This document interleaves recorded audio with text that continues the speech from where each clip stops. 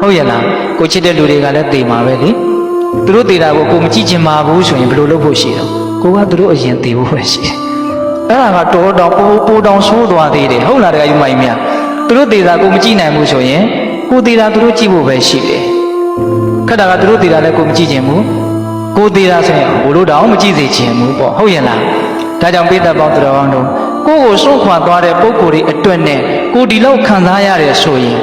ကိုကစွန့်ခွာသွားမဲ့အခါမျိုးမှာဘယ်လောက်ခံစားရမလဲဆိုတာစဉ်းစားဖို့လိုတယ်ဦးဇင်းတို့ပြောနေကြစကားတစ်ခွန်းရှိတယ်ဗျာ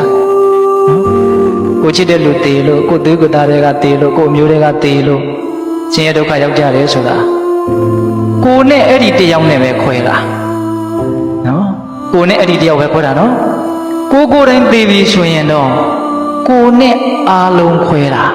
တယောက်တယောက်ချင်းခွဲတာတောင်တိတ်ပြီးတော့တုံလို့တယ်ဆိုရင်တယောက်နဲ့အားလုံးနဲ့ခွဲရပြီဆိုရင်တော့အကြီးအကျယ်တုံလို့ဖို့ရပေးကြတယ်